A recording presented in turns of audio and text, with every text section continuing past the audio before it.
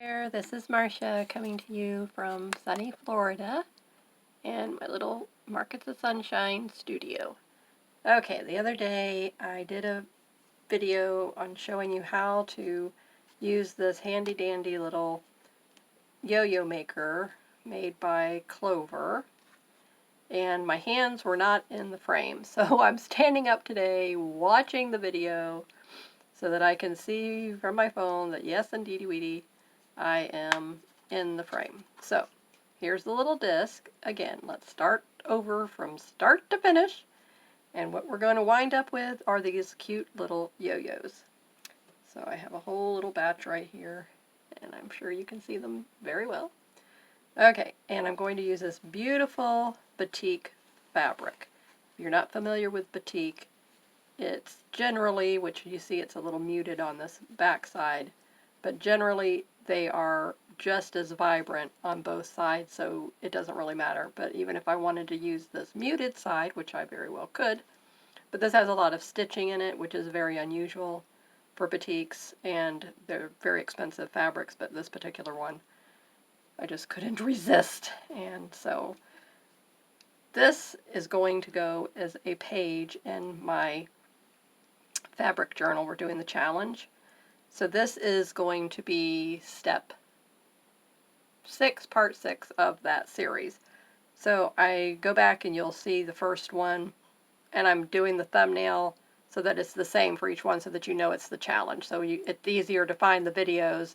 So instead of doing a different thumbnail for each one, which I may go back and put part 1, part 2, part 3, blah, blah, blah, blah, blah.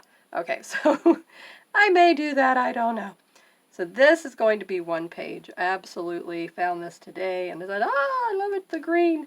Because if you remember, I'm naming my fabric junk journal Evergreen because I'm doing it in the green themes. So this particular one is just gorgeous.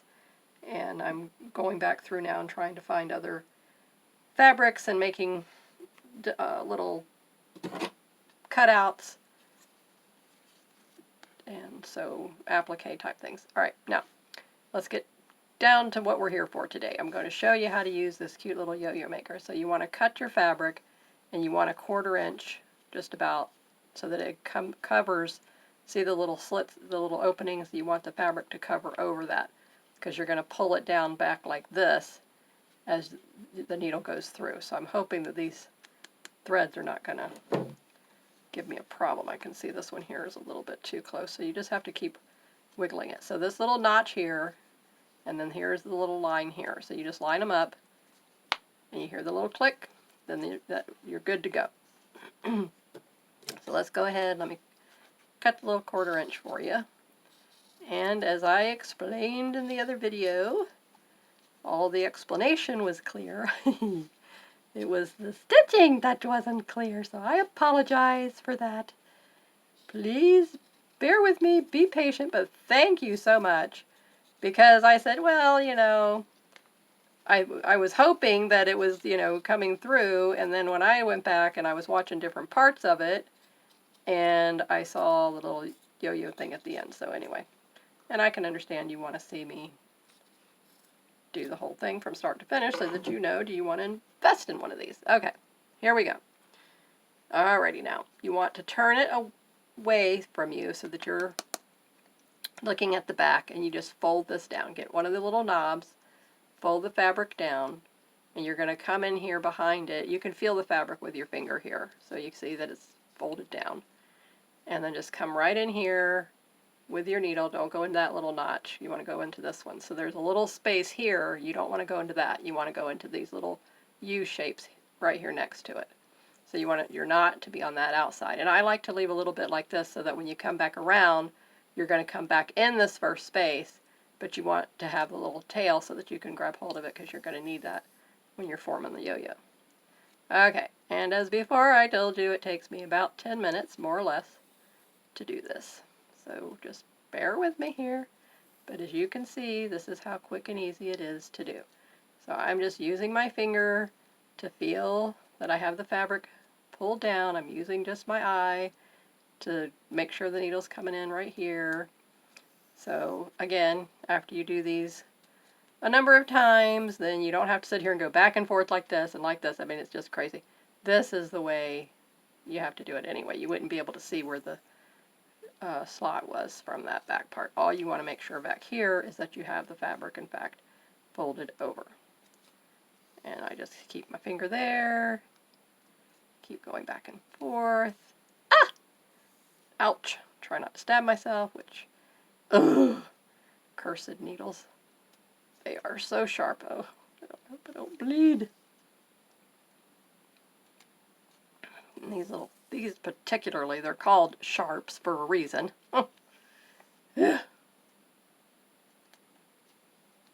Especially when you do hand quilting. Oh, my stars. I stabbed myself so many times, and then, yes, I drew blood. It was terrible.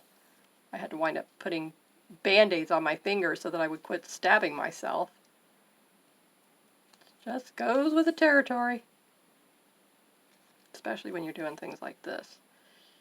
But I never stabbed this finger. It's always this one for some reason. Okay, here we come back around there. How long did that take me? Somebody timing it? I won't know until I go back through the playthrough. Okay, so here we are at the beginning, and you want to go right back in there. Finish it up.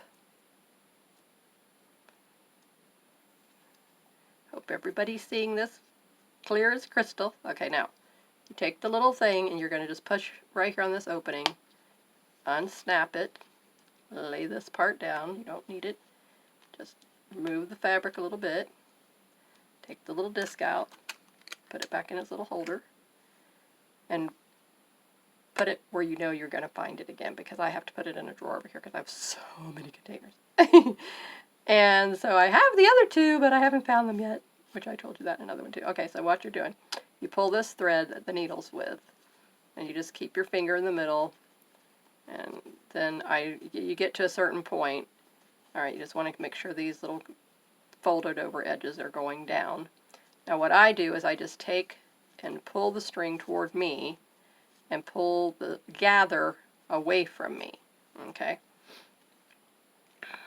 Now, fold this under here like this. You just can do the same thing from this side.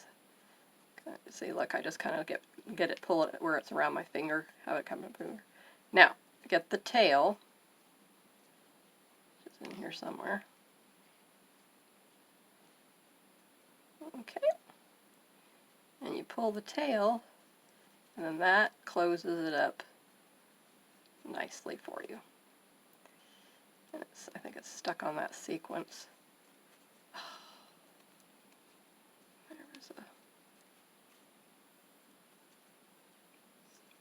Not wanting to pull there for some reason.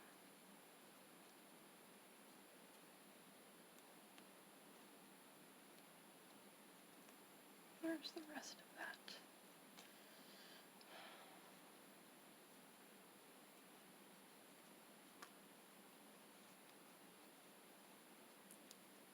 Of course, just when now I have it in the frame so that you can see, it's stuck on one of the sequences or something that was in there because of this particular type of fabric.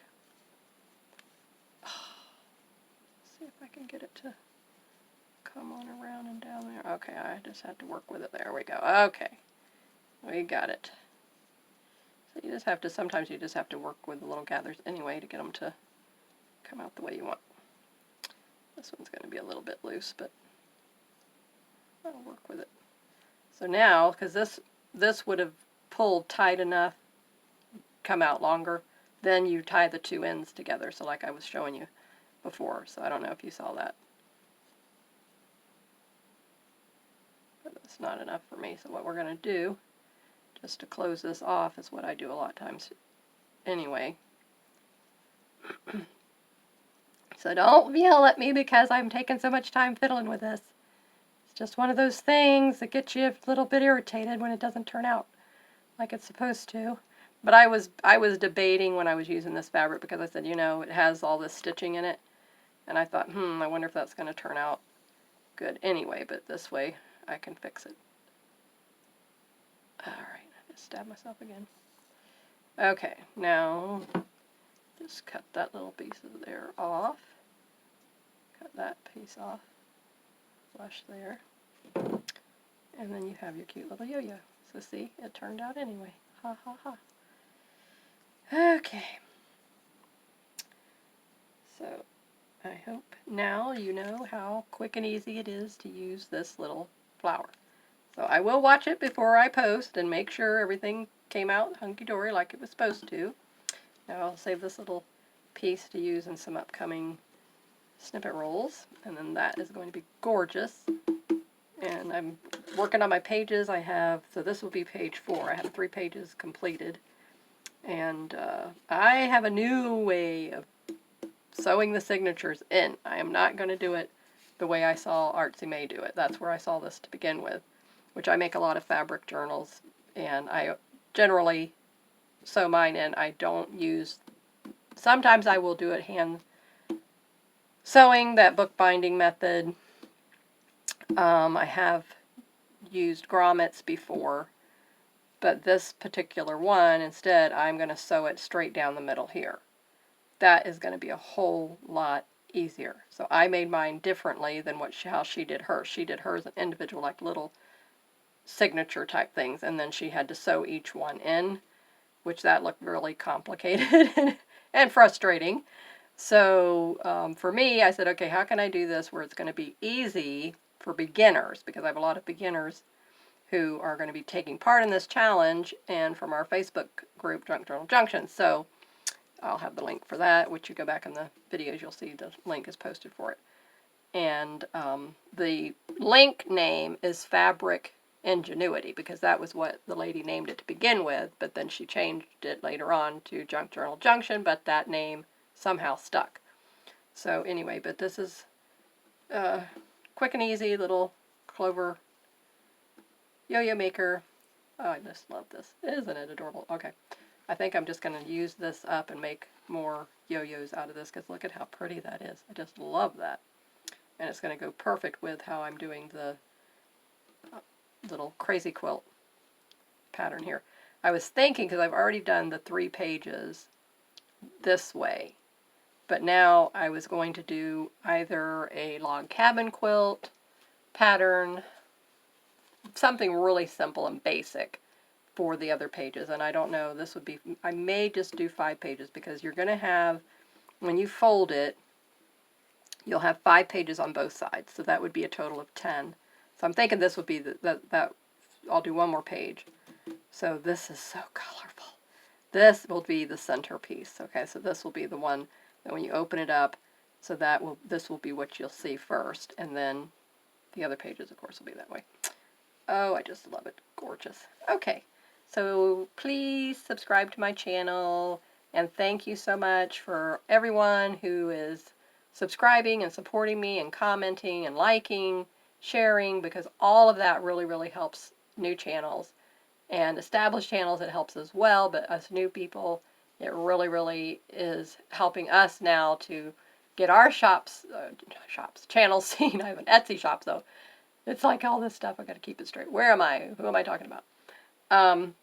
So, anywho, the latest ones I want to give shout outs to, I will post in my comments, the first comment when I upload the video, because I can't remember the names.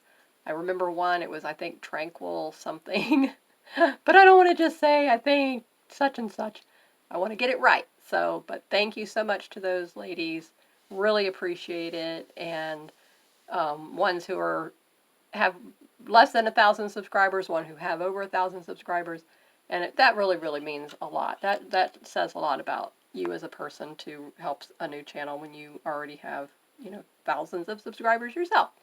So anyway, so thank you very much. And if you would like to see me use more batik fabrics, now that I'm thinking about this, to make a tassel for our journal, I think that is a must now, don't you think so? I'm voting yes. So let me know in the comments below if you think we should make a fabric tassel with batik fabrics, because I think that would be just gorgeous with this as well. So this is the cover. Keep in mind that's the cover, but it won't be this one, obviously, because I'm going to use this all up for the yo-yos. But I may cut a strip this way because I want the tassel to be as long as the cover, so that's what I'll do. I'll just cut a strip off and just use it as a focal point in the tassel. Okay, thank you again, and I will see you in the next video. Have a great sunshiny day. Bye.